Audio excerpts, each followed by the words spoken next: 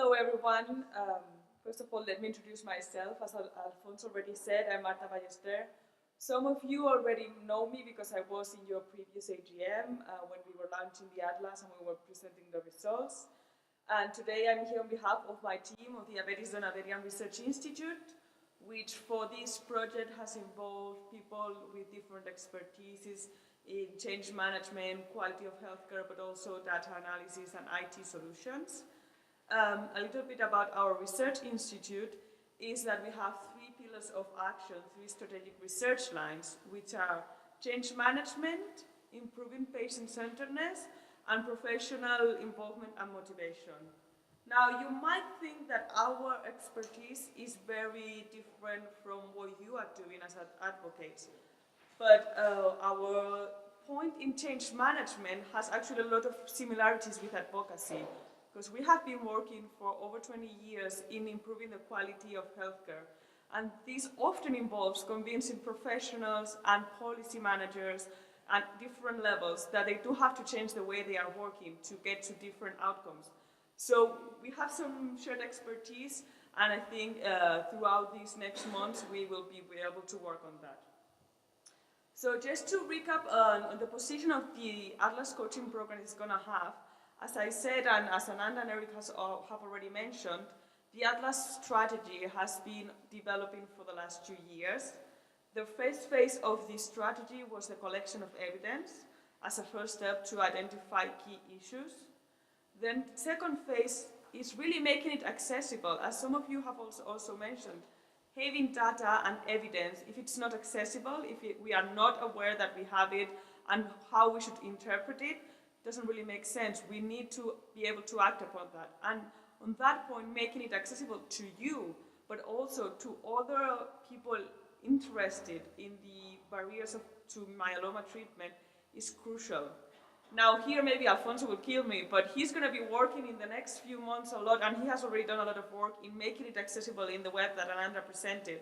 So I will also like to encourage you all to go to that website, move around and see if it's usable for you, if you would like it changed in some other way, if you're missing some way of processing the information, and so on, because that really is going to be a crucial step in making sure that the Atlas has the most effect in the end. But what I'm here to talk a little bit more about is the coaching program, which is going to be the part where we actually help to act upon the evidence that we have collected. Now, this is going to involve the Atlas coaching program pilot that we are going to be working on the 6 months. And from that experience, we also going to have an end product, which is a guideline of advocacy that might help others in the future too. So, just a little bit more about the evidence that is going to be accessible. You already have a lot of evidence there. Some of it is very descriptive, but it's also very important. As you know, it is always hard to find evidence about health system characteristics that are comparable, about financial expenditures, about HTA processes and who are the decision makers in every country in the HTA process and so on. This information is already available in the Atlas, in the website, and you can access it in country reports with very detailed information on your country. You can see it in graphs, in maps. You can compare two countries if you're interested. As Ananda was saying, if you have some country that has similar problems or that is better in some specific areas, you can see some of the characteristics that might be different and that can help you for your advocacy strategy. And also, as you know, we have also the results of your surveys that Ananda has already mentioned on the patient organizations and some of the experts' perspective, which I think the most important part were the identified barriers to access from both sides, to access both in diagnosis and in treatment. Now, we know that the reality is dynamic and that the information collected will have to be updated constantly. As Eric also said, in fact, if you are successful being advocates, this will mean that the data that we are presenting is out of date. Because if you change the situation, then that data has to change. And just to let you know, we are already working with MP to make sure that this information can be updated in a more systematic and more autonomous way for you, for MP, so that you make sure that you have periodically refreshment of the data and that you're always on track with what's happening around Europe. Now, the Atlas Coaching Program really aims in two ways to make advocacy more effective and more efficient. And why do I say that?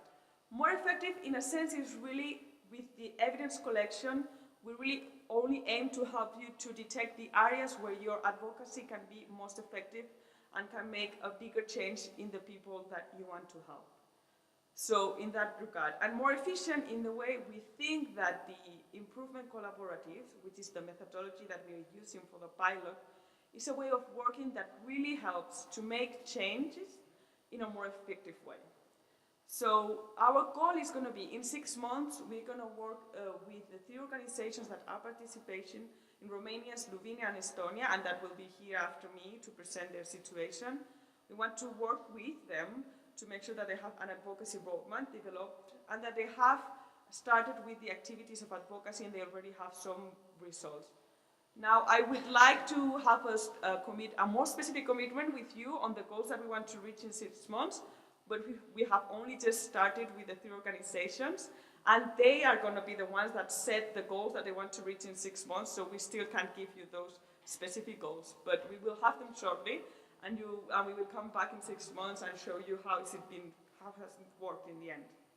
Now, the collaborative project that we are doing really is quite simple in the sense that we have an online tool on advocacy development that we already have the first draft, to say so, and we're going to be working on that with the 3 organizations. Now, that's going to be supported with monthly webinars with the 3 participant organizations, individual support, and then helping them in identifying additional materials and information, mainly in what is already published in the website. But we might also detect further needs for information, so we will use them too. And also involving specific experts in specific areas, so maybe some experts in HTA process and so on. The end product of this pilot is going to be a tested methodology for improving advocacy and an online advocacy guideline that will be available to all of you.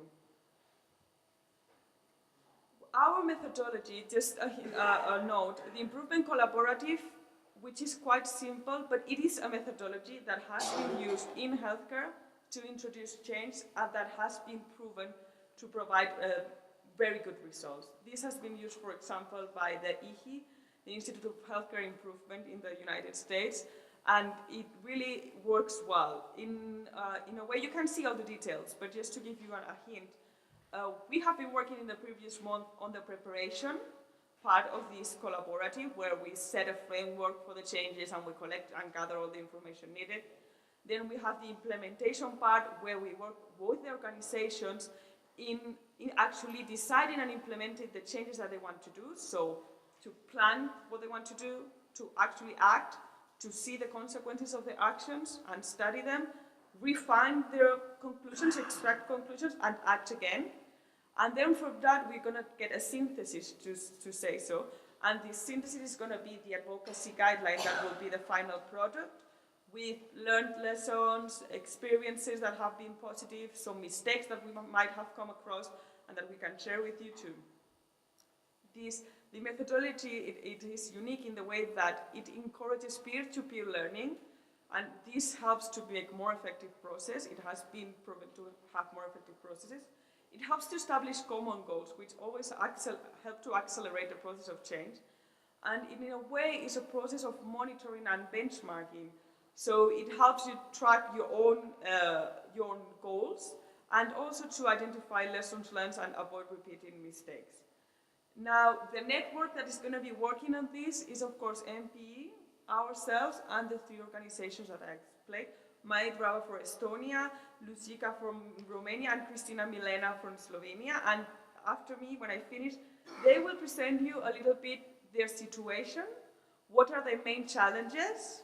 So you will be able in 6 months to see if they have been able to act upon some of their main challenges, and also what their expectations in participating in this project.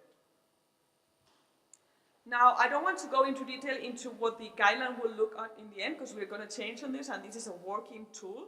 But just so you have an idea, you will have access. This will be an interactive tool that will be available in your guideline. You will be able to go through the 9 steps and to put your information in, it will save it, and it will help you to have a roadmap with specific deadlines and to track if you are completing what you yourself wanted to do, and so on. We do know that a lot of you have plenty experience in advocacy, and you might not need to go through all the steps. You might be able to go into the end and to just develop the map yourselves. But for those that are maybe more new to advocacy, it will be really helpful to go through all the steps. For those of you who have more experience, maybe it will just help you to remember some of the areas that we often forget. For one of them, for example, as Eric said, is considering all stakeholders in a problem, in an issue that we want to tackle, and possible allies that can help us to tackle this issue. We know from our experience that we often think about how it affects ourselves, so we have a very specific view and we forget the other side. So maybe this can help you here. Or it can help you in communication tips on how to get across your message to different stakeholders and different political situations where you have people against it, or where you have people that are simply unaware of an issue, or where you have people that are aware but they are not really willing to act. So we will have some tips in different areas, and we hope that if you find it helpful in whatever areas you might find that are weaker. When this guideline goes live, which is estimated to go live in March 2017 for all of you, you will have full access to the guideline. As I said, you will be able to generate your own, to save your data, to come back, to edit it as you wish. You will be also able to have one editor and several people reading and working and having opinion on the roadmap that you are developing for your organization, and it will be online also always available.